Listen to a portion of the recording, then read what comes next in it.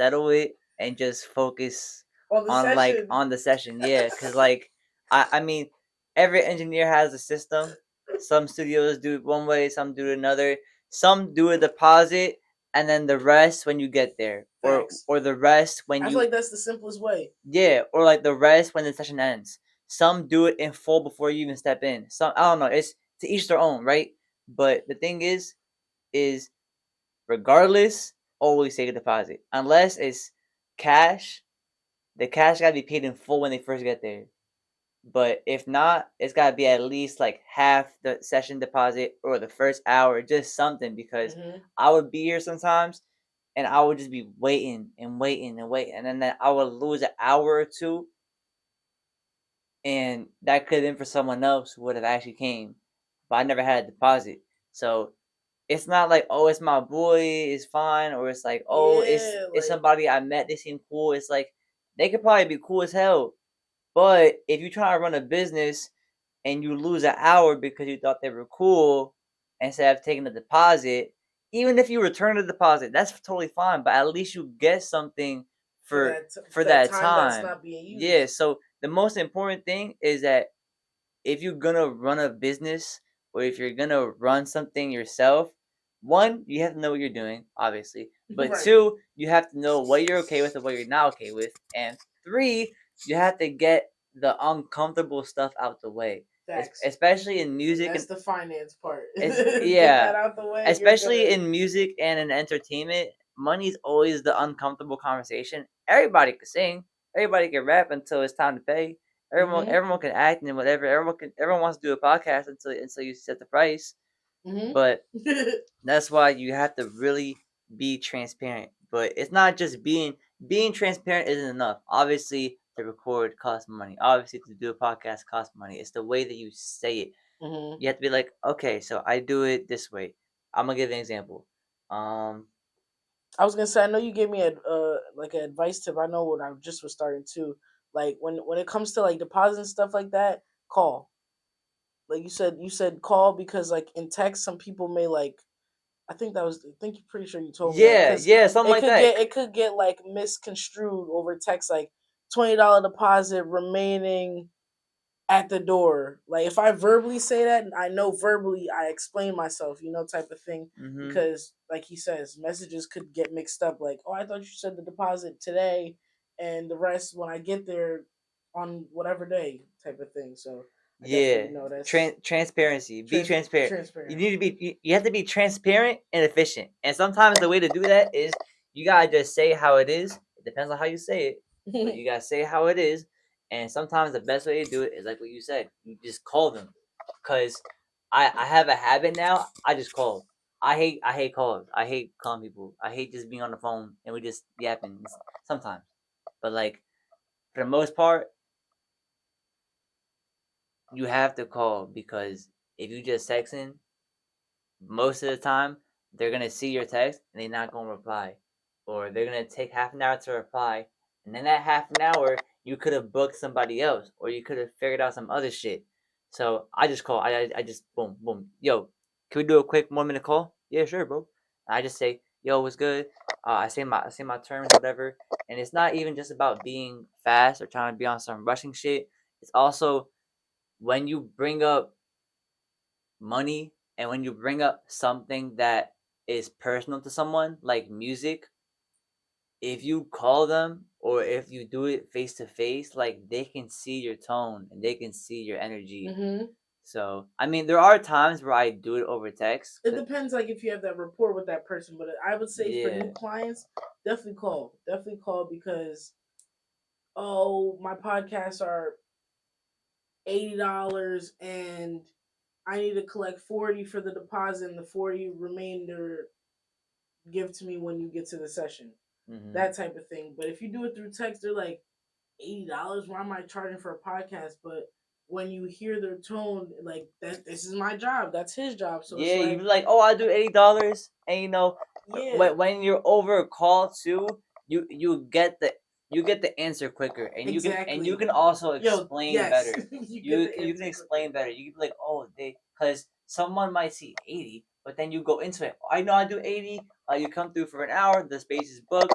I do all the editing, I do the caption, I do the lighting, I set up everything. All you have to do is just sit down and speak your mind. Like when you say that They're like, with okay, when you kind of say gives them a peace of mind. when you say that over the phone, like saying stuff, it just makes sense better than text. Because texting, again, it could be interpreted in many ways. Someone might take that text as like too much to read, too much going on. But when you say it, it's a little bit more digestible. Yeah. So a lot of times when I'm going into like booking sessions or when I'm going into beat sales or when I'm going into like topics that are a little more like advanced, like even contracts and stuff, like I tend to do a phone call. And again, I'm not like the biggest phone call person, even though I 100% always like I pledge phone calls. Like I encourage them so much. And it's coming from someone that doesn't like phone calls a lot. Right. But I still do it. It's a preferred way of contacting your I client still do it because again, and like I guess it kind of goes into one of my pet peeves is like I hate when that shit gets uncomfortable, or I hate when that shit like having a Vern, you owe me that $30 from like 2 sessions ago. Damn, Vinny. Yeah, I hate chasing for money. And then what be frustrating is like you owe that person money, and you try to not like their picture or not DM them because the second you do that, you're like, I see you on my page, right?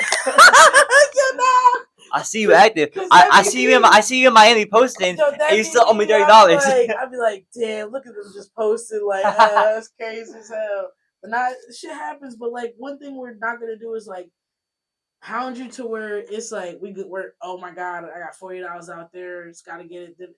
Mm-hmm.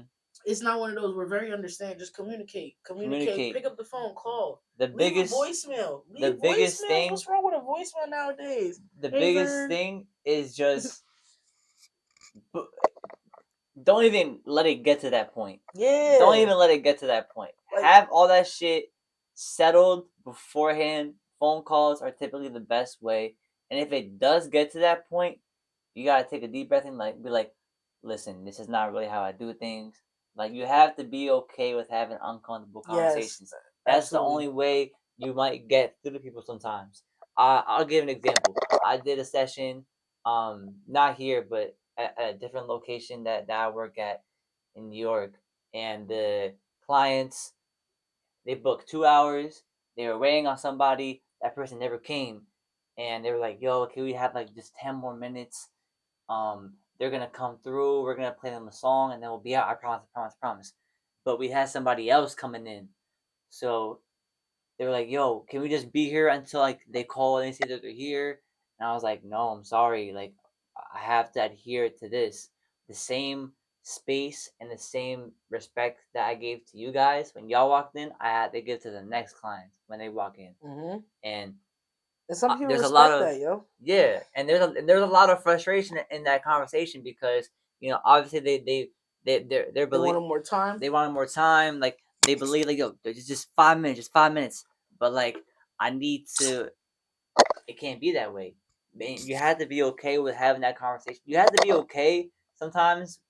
You have to be okay with saying no, and you have to be okay with not always being liked, or maybe being like, "Damn, why you a dick?" It's like I'm not being a dick. It's just that you didn't have your shit straight.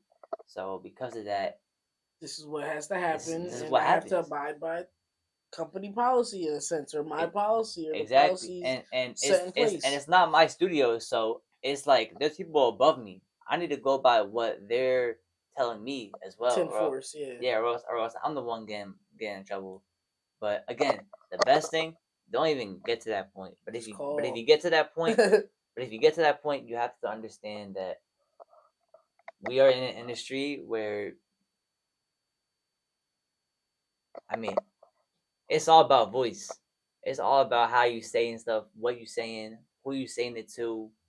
Everybody knows each other as well, so you really gotta think about what you're doing and how you're saying it. How you say it is more important than what you're saying sometimes.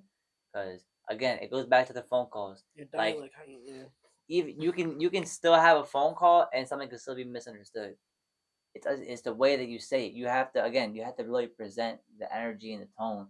And another reason why I got into more services is because one is for my creativity, but also it's also for the customer or the client, where I can provide more. I can help them more with their vision, and then in turn that Facts. helps me in many ways as well, because I have more to show.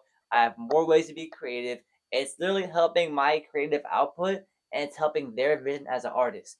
But that doesn't matter if, one, back to what I said, you don't know what you're doing and you don't know how to be transparent and efficient. I need to know what I can do and know how to do it. And I need to know how to say it.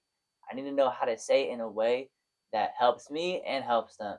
So I can say, lately, what I've been doing is I'll give somebody a beat, I'll offer a mix, I'll offer a video, but it's the way that I'm saying it, and it's the Mm. way that I'm saying. I'm like, listen, my price is this, but for that you get the beat, the mix, and the video. And I know that it might seem like a lot, but money aside, would you do it?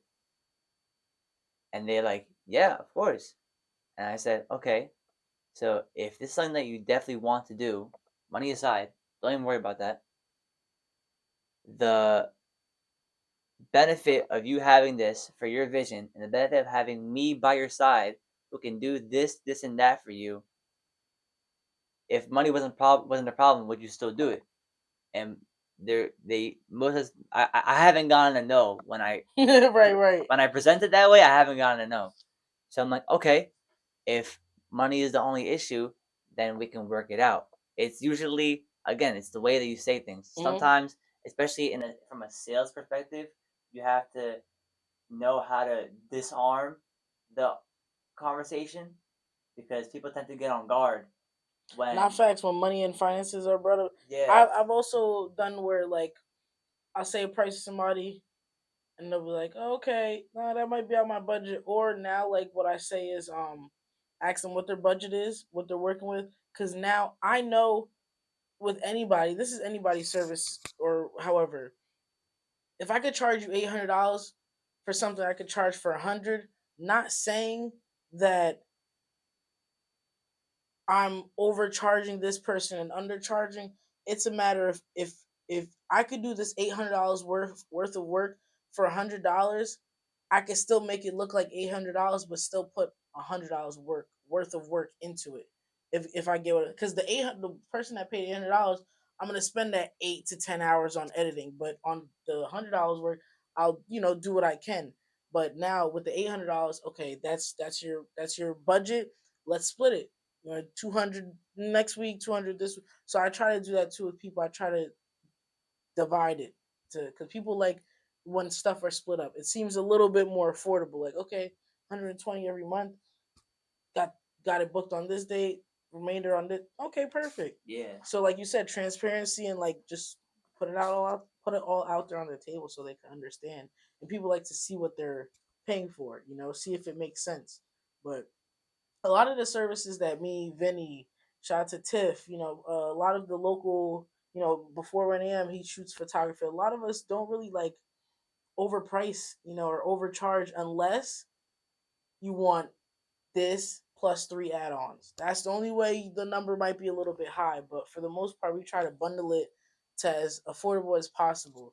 A 650 package, for example, we might bundle it to where it's 450, a little bit more affordable. We might be shorting ourselves for 200, but like he says, you want it to help your vision. You know that using this service and this service will allow you to push yourself more and put yourself out there. And we're down for that because we're not so I need the money, I need type of people. We're the type of people that will do it for free. If it came down to it, we'll do it for free. We don't want to because this is our job, this is our career, this is something that's feeding us and our families. So that you guys too have to feel like you have to respect and understand. Like if we're charging $200 to 10 people, it may not seem like a lot to you, but to us it's enough because we're still being affordable and we're still getting to where we could pay our bills and things of that nature. So just also respect, people's prices. It's not we're not out here to rip people's pockets or to be unaffordable because there's some people around that unaffordable, but you guys go to them. Don't get me wrong, it's cool, but don't come over here barking that I paid 1,000 for this service and you want the $1,000 service that we give you, and we charge you this price. It's two different work environments. It's two different work environments. You may be able to do stuff over there where you may not be able to do stuff over there. So you gotta be, like you said, back to transparent and putting that shit out there. So there's no elephants in the room. Like, damn, like what sucks too, when people walk in like to a session or whatever, and they ain't pay your bill. So it's like you talking, you both of y'all trying to make build a rapport, talking stuff, and then it's like, oh, you want to get started? And it's like, yeah. So now you're working the whole session on tension because they didn't pay their invoice or their bill, whatever was remaining. So at the end of the session, you're like, oh, now you want to bring it up. It's like, oh, why didn't you tell me that whole time? Had you spoken up, had you been transparent, had you opened up your mouth and said something, you could have had a good session. So just exactly, and I know that with stuff like that, sometimes it's easier than said. Yeah, no, I know. You really got to be in this situation to really know how to. I remember, like, even when I was recording here, like, sometimes there'd be guys, there was one time, I had, like, there was, like, 8 dudes in here. Damn. Yeah, they all bigger than me, they all taller than me. Vinny needs security, yo. I ain't winning no fight. Vinny needs security, chat. They didn't send a deposit because they only had cash. So, again, my thing with cash now, this is before. My thing with cash now is that when it's all cash, I usually just do it when they first get here. But at the time, like, you don't know what you don't know. Like, I didn't even think about this. So, I was like, oh, we're doing cash today? Like, and they was like, yeah. And then I was like, all right, so, and like, I didn't know how to say that I wanted it now, so that we could just not worry about it later. Type of thing, yeah. Yeah, so like, let your guard down. I let my nervousness get to me, I guess. Okay. Yeah, and then there was like an awkward moment of silence, and then they're like, all right, so I'm gonna say the beat now, right? And I was like, yeah, I'm not. I went the whole session like, damn, fuck. I should just get it out the way. Shit over with. Fuck. And like, I mean, they like, after that was fine, but like, I hated that. I hated that moment. Bro. Okay, so I know whoever's listening is just like us, to where like that thing that sits in the back of your mind and it fucks with you the whole time. You can't really concentrate. Yeah. But it's there. You're like, fuck. So it's just get it out there. For me, I just like getting stuff out the way. Yeah. I like getting stuff out the way because at the end of the day, while it is a service, it's also based on my performance, and something like that, I feel like just, I don't know. I don't even want to worry about it. It could kind of mess with you because when you're locked in, but when you're locked in, but you have something still on your mind, type of thing. 100%. And it's the most frustrating part because you're like, damn, should have just spoke up. Like he said, just speak up. But in that time, it's like sometimes some situations you can never tell. Like you have to read the room real fast. 8 people, me, I collect that shit after. You know what I'm saying? Like, oh, you want me to say your beat? Oh yeah, just send over the payment too. And like also when you do service based businesses, I would say like one thing I could give for advice for people is like learn how to speak to people. Like if you have returning customers, you don't even gotta worry about that shit. But new customers, you're always gonna have a new customer all the time. So I feel like hooks. You gotta hook them. Hook them? You gotta hook them. What you mean? When you get a first time customer. Oh, hook them? Yeah. Oh yeah, tell them all your services right then and there. Oh yeah, I do interviews. Not even that. Like I might just throw some. I might throw some shit in for real. Oh, like on some like throw an add on for something that you're doing for them. Yeah. So if they're coming here just to record, I might do a video for them. Like I might spend 10 minutes at the end of the session and do a quick video for their song. They're gonna come back because I just did that. You're genius. That's again, that goes back to why I want to do more services, because I can provide more for myself in terms of creativity. I have a new video to work on. I have a new thing that I can put my ideas on. but also Yeah. I can get them returning because they feel valued. This is Yeah. like, oh shit, this is literally a fucking dude's room. I can make my song here. He can listen to my videos here. Now I have content for my song, and like content nowadays is so expensive because a lot of different studios charge when it's Thousands. freelance, everyone has a price, you know. Yeah. So it's like depending on who you ask and where you're going, it can be expensive. So oh shit, this guy just has a fucking room and now I'm doing the song in the video, Right. you know. So it's like that's the way I hook them. Also, I mean the magic tricks help, but I tend to hook them with like I'll do a A free video. magic trick? Yeah, I'll do a free video or I'll do like a free mix on their first song. I literally did that a couple days ago. I had these two new guys. It was their first time in the studio, first time recording, first time everything. And then I Damn. literally did a free video in here for them. It was like Wow. it was like 3 or 4 takes of the song. I told them that I'll just mash it up all together and then send it to them. And then boom, Damn. that's a piece of content.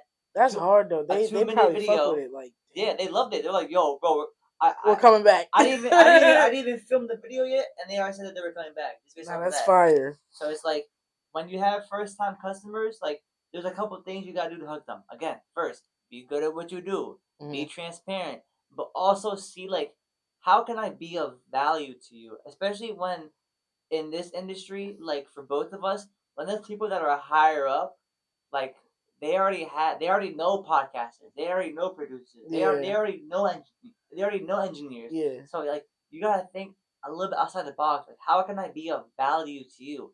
That's when you gotta stay down, take some time, and learn a new skill, learn a new technique, uh invest in your equipment. Like it's not like it's not like a thing where like you should be worried about trying to get like an edge up, or like you shouldn't be in like a state of like, oh, I have to do better, or oh, I have to get this new drone so that I can be more like appeasing to them. It's about providing value, and that sense of providing value shouldn't come from a place of competition or insecurity that like, oh, you need a better camera in order to get that shit going. Hmm. Sometimes you just need to think, how can I be more of value? How can I work on myself? How can I work on my skills? Because I've heard someone say before that, um, what was it? It was I met a photographer at an artist showcase because I tend to take pictures a lot at artist showcases and artist events, and they were like, "Oh, I wish I could do what you do, but my camera isn't good enough. I don't have like a flash on it." And I was like, What? that don't fucking matter What? because It's called a if ring you get light. the right angle when they're performing, that artist will fuck with you. They Yeah. gonna fuck with it. And It's there's really about times, the angle. I was about to say it's really yeah, about the angle and how you position yourself. Like, yeah. It's if you really a photographer, you will want to understand the angles, and you will want to know how to edit, and you will want and that's how to, you practice. Like yeah, taking bad pictures, I promise you, is the only way you're gonna know how to learn your camera and learn how to take pictures for real. Like, exactly. You can't let that stop you. So when she said that, I looked at her. I was like, that don't matter. right, That I'll don't find a matter. solution right now. I was like, come me to the front. We gonna take pictures together. Right. And I had her up there with me the whole night. I was like, yo, just try shit out. For example, at an artist showcase, the last one that I did, I took over 1,000 pictures. Damn, Vin. Over 1,000 pictures. And maybe I only sent out around 100. 200. I was gonna say that's really the ratio. It's crazy. It's crazy. He says that there's really talk about it. It's a photography ratio, right? Say because everybody thinks like 500 pictures. Nobody's looking through 500 pictures. So I'll out of do it. those five, I'll do yes, it. as the as what we do, yes, we are. But people say like I want 500 pictures, but out of those 500 pictures, I promise you, 100 to 150 will be solid. And then they're only gonna post like 10. Yes, that's another thing. And So they'll post the worst 10, so bro. so so boom, photo shoot, 20 pics. You'll send 10, they'll post two. Or matter of fact, they'll post one and be like, this is the best one I like out of all. And you're like, what? Damn, edited that 18 picture for like 4 hours. So definitely like, damn, yeah, just transparent. Just be open and honest. Just be aware. Um I was gonna say something about the whole 8 people thing. Um Oh, that's what I was gonna say. Read like. Oh, that no, that wasn't about the 8 people thing. It was about basically. Oh, you know your clients, like know who you work with. That's how you know. Like he said, the hook thing. Knowing who you talk to and who you are. So obviously, we don't just meet people in these settings of like recording and stuff. We meet them at showcases and things of that nature. So in that essence, I feel like depending on where you are, how you are, and what conversations you're having, I always like to like, I call it recruiting or scouting certain artists, when I speak to them out in public, because I want to know what their pain points are. Call me crazy. I have a little, a little tracker in a sense of I like to talk to you and get to know what you want. Because as a podcaster, still good. Still good. Make sure. Yeah, just had to make sure. Um, but as a podcaster, you got to know what they want to talk about, and through that, I feel like podcasting too is where I'm able to utilize every business partner I know, because in that interview I know what they want, what they need. Like some instances come up and oh they need a music video, or oh they need mixing and mastering, and the first person I always say is Vinny. I don't care. It's my goal. My dog. But And you know what's even better is when you do your research. yeah, You know they need to mix and master. no, I know they do. But you're gonna ask as if you don't know. Yeah, Like exactly. you That's do what I'm your saying. Like, every I've had clients here or at the other studio where like when someone texts me that they're interested, I usually ask to hear their music or to see their Instagram because I had an artist come here one time who like messaged me on no, someone gave her my number, and oh, then she came here, and I was like, okay, word, yeah, and I was like, oh, what's your Instagram? Gives the Instagram, and I looked at like she didn't have any um music. music posts out, didn't have any content up. That when she came here for the first time, I was like, by the way, I do content, and then I explained why it would be useful. Again, trying to be of value. And Yeah, sometimes being of value means educating. It means yeah. You being kind of show transparent. It people means being like, efficient. hey, I know you do this, but let me help you do it better. Yeah. They're like, where were you my whole life? Providing value. Providing Yeah, no, value definitely. is how you really get along most of the time. Because again, everybody got a camera. Yes, Everybody got a voice. Everybody got a mic. right.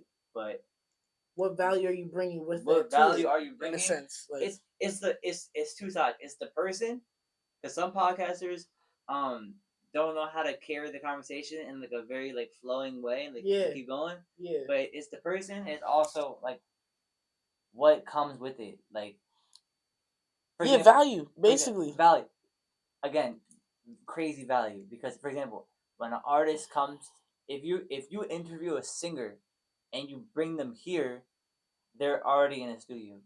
Mhm, You feel? mhm. And Yo, Okay, I'll let you finish. Yeah. no, no, go ahead, go ahead. Okay, because you said that, I would like.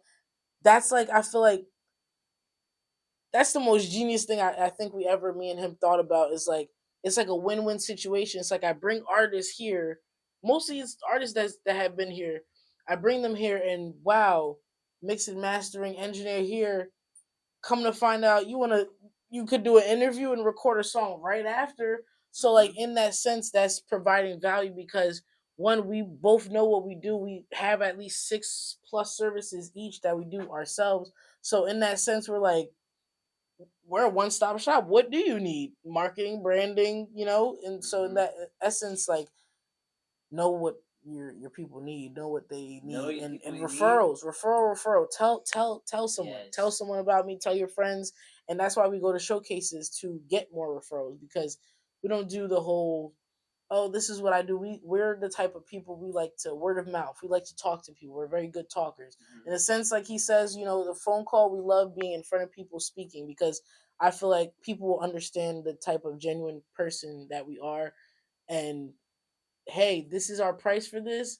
But then like, damn, they're really good, and they're gonna do my work with good intentions and with a good turnaround. And people love good turnarounds. So in that, it's like a one hand washes the other, and that's how we all win. It's so much out there for people, that people need to understand. hey, it's not just one type of lane of money for people. It's so many different lanes of money for people that we all just work together and we could get to the top faster. If Vinny makes it if Vinny makes it there first, guess what? He's gonna be like, You mean the Vern, podcast? yeah, yeah. You mean the It's not podcast? even that, but it's like it's like Vern. You were there when I was, like Vinny's the type of person that if I go viral or if I go famous, I'm coming back for Vinny. I always told him like, I'll come back and collect for him. There's a few people I'll come back and get, but and like you